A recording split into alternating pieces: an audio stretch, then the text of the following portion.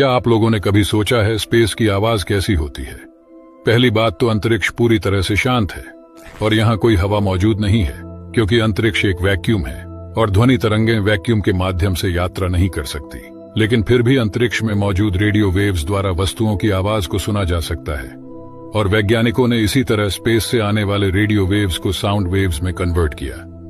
तो चलिए अंतरिक्ष में मौजूद उन रहस्यमय आवाजों को सुनते हैं।